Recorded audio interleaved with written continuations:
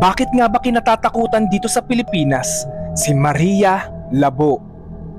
Kwento po ito ng isang babaeng di kalaunan ay naging aswang. Si Maria Labo ay nagmula sa probinsya ng Capiz. Ito ay makikita sa parteng Visayas.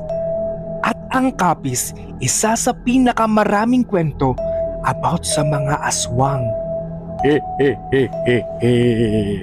Si Maria Labo ay nakilala noong 1980s at 1990s. Sikat na sikat siya kasi kinatatakutan siya halos ng mga bata dito sa Pilipinas. Noong unang panahon, si Maria Labo ay namumuhay ng mapayapa sa probinsya ng Capiz. Meron po siyang isang asawa. Ay malamang, alangan marami.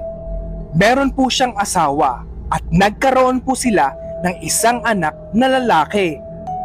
Maayos naman sila nagsasama sa loob ng iisang bahay, kaya lang hindi pa rin sapat ang kanilang mga sinasahod. Kaya nagpasya ang dalawang mag-asawa na maghanap na lang ng trabaho sa ibang bansa. Hanggang sa dumating na yung araw na makakapag-ibang bansa na si Maria Labo at nag-apply ito bilang isang katulong. Dinala siya ng tadhana mula sa Pilipinas hanggang makapunta ng England. Pagdating niya sa England, nag-aabang na pala sa kanya ang kanyang amo. Ang kanyang naging amo ay isang matandang lalaki na sa unang tingin pa lang ay parang nakakatakot. At meron po siyang nararamdaman na kilabot.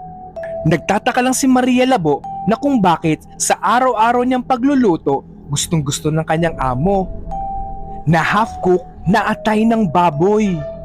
Isang araw, nahuli ni Maria Labo ang kanyang amo na nasa isang madilim na kwarto.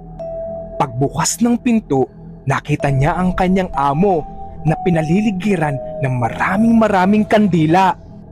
At nagdadasal ito ng kakaiba at hindi normal na lengguwahe.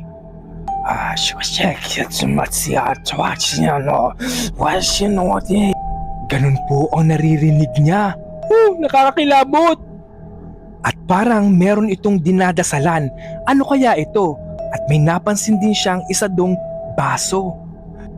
After lumabas ng pinto ni Maria Labo, nakaramdam na siya ng kakaiba. Parang animoy merong sumapi sa kanya na masamang espiritu. Pero hindi niya to pinansin. Kinabukasan, na-ospital na lang bigla si Maria Labo. Pagtingin ng mga doktor, wala naman nakitang kakaiba at sakit kay Maria Labo. Pero pagdating niya sa bahay ng kanyang amo, nagsuka ito ng dugo. At nagpa siya lang umuwi ng Pilipinas si Maria Labo. Dahil hindi na daw po niya makayanan ang mga nararamdaman niya sa loob ng bahay ng kanyang amo.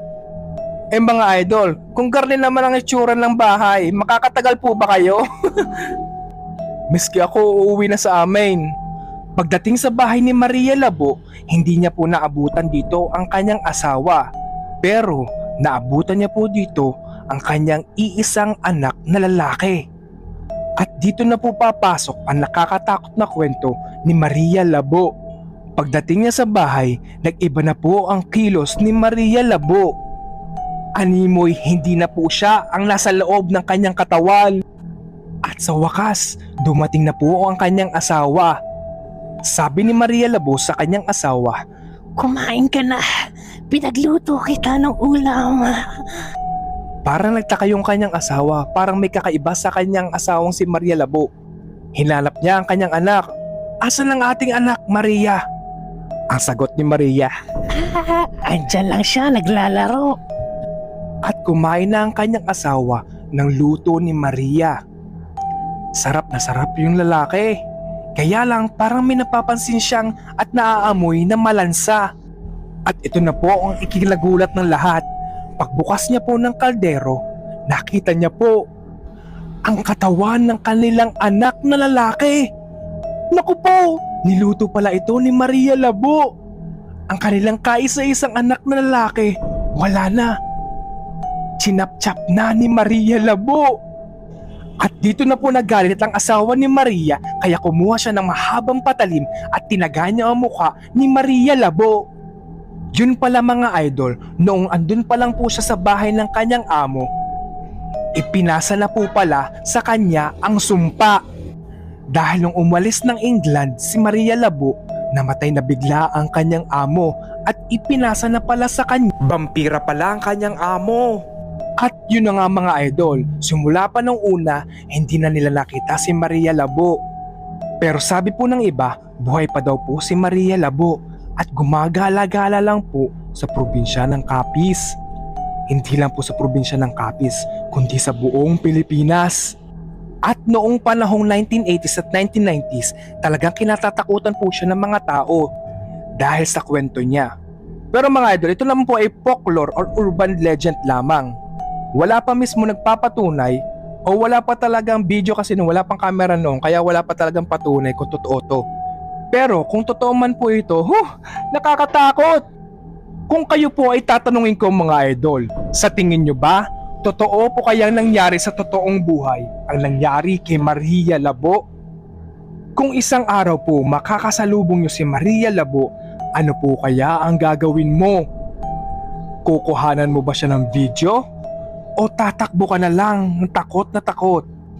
Comment nyo nga po sa comment section, share na video to sa mga friends nyo para makita din po nila at malaman kung ano po ang kwento sa likod ni Maria Labo. Cute! Oh,